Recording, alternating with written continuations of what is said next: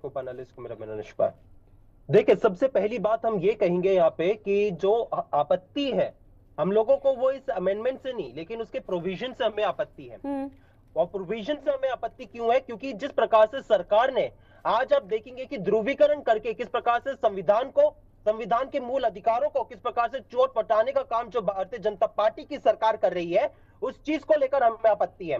आप देखेंगे जब भी कोई भी महत्वपूर्ण काम आता है उसी समय पे किस प्रकार से भारतीय जनता पार्टी जो है इन्हीं तमाम मुद्दों से जो है जनता का ध्यान भटकाने का काम करती है।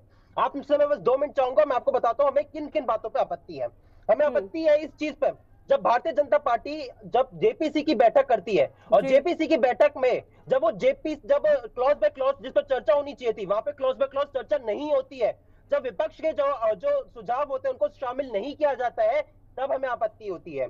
तो आज जब यहाँ पे आप कह रहे कि 8 घंटे का चर्चा का समय दे रहे हैं, जेपीसी जहाँ पे क्लॉज बाय क्लॉज चर्चा होनी चाहिए थी वहां पे तो आप चर्चा कर नहीं रहे, तो यहाँ पे आप किस मुंह से चर्चा करेंगे? आपत्ति पहली ये है। दूसरी आपत्ति हमें इस चीज को लेकर है कि आपने यहाँ पे कहा अमेंडमेंट में कि 5 साल तक जो इबादत करेगा वही जो है दान दे सकता है। तो तय कौन करेगा कि 5 साल तक इबादत? क्या आप मुस्लिमों के वहां पे कैमरा लगाएंगे? आप क्या पूछेंगे उनसे कि आपने 5 साल तक इबादत की है कि नहीं?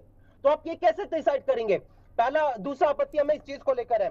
तीसरा हमें आपत्ति इस चीज को लेकर है कि जब भारतीय जनता पार्टी जो है वो कहती है कि इससे जो है 12,000 करोड़ का जो है यहाँ से पैसा इकट्ठा होगा। अब कहां से इकट्ठा करेंगे? आप मस्जिदों में क्या टिकट लगाएंगे? आप क्या जो कब्रिस्तान है वहां से मुर्दों से पैसा लेंगे? तो आप ये कहां से करेंगे? उस चीज को लेकर हमें आपत्ति है।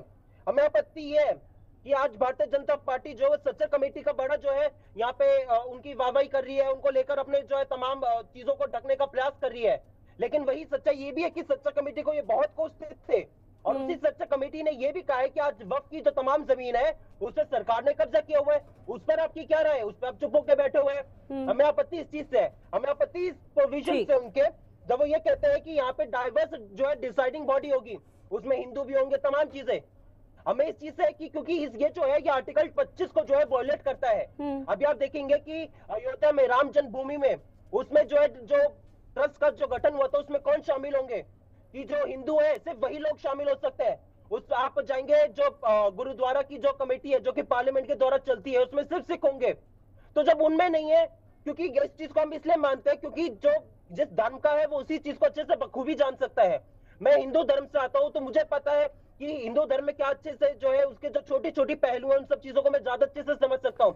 ठीक है, अब मुझे ये बताइए अंश जी, संविधान पर प्रहार करने का जो काम भारतीय जनता पार्टी कर रही है, मैं उस चीज से आपत्ति है। ठीक है, भले ही देखिए आपसे कुछ ही देर बाद वो समय आएगा, हालांकि केंद्रीय अल्पसंख्यक मंत्री किरेन रिजिजू वहां पर पेश कर ही रहे हैं और चीजें उसके बाद देखने को मिल पाएगी किस तरह से हंगामेदार ये कार्यवाही चढ़ेगी और क्या तस्वीर और बदलता हो स्वरूप देखने को मिलेगा। लेकिन अगर जब ये बिल पूरी तरह से पास हो जाएगा, क्योंकि जो संख्या बल है वो बीजेपी के पास है, एनडीए के पास है, सबको मालूम है, अगर ये पास हो गया उसके बाद कांग्रेस पार्टी का स्टैंड क्या है? कांग्रेस क्या करेगी? देखिए, कांग्रेस पार्टी ने तो अभी भी इसका जो है इसके हमने खिलाफ जो है इसका प्रोटेस्ट करने का काम कर रहे हैं क्योंकि हम इसको मानते हैं कि संविधान के विरुद्ध है। लेकिन आपने जो आज यहाँ पे कहा है कि उनके पास पूरी बहुमत है।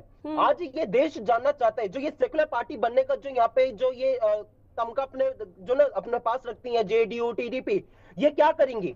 क्या वो इस बिल का समर्थन करेंगे? जेडीयू और टीडीपी की तरफ से तो सुझाव दिए गए हैं कि भाई आप इस तरह की प्रावधान या इस तरह के बदलाव कर सकते हैं और केंद्र सरकार ने उनको माना, बीजेपी ने वो माने हैं, टीडीपी और जेडीयू की बात सुनी है, वो सब जानते हैं कि टीडीपी मुस्लिम समुदाय को किस तरह से सपोर्ट करती है। वही तो मैं कह रहा हूँ, क्योंकि आज भी अगर उनके सुझावों को माना उसके बाद भी अगर आज मुस्लिम पक्ष जो है कई उसे ऐसे मुस्लिम पक्ष जो है इसका विरोध कर रहे हैं, क्यों कर रहे हैं? क्योंकि आज वो मान रहे कि ये संविधान के ठीक है, लेकिन कांग्रेस को थोड़ा ये भी तो समझना चाहिए ना कि जो मुस्लिम पक्ष अभी यहाँ पर समर्थन कर रहे हैं वो क्यों समर्थन कर रहे हैं। अमित जी, आपके पास आते हुए तमाम यहाँ पर जो प्रावधान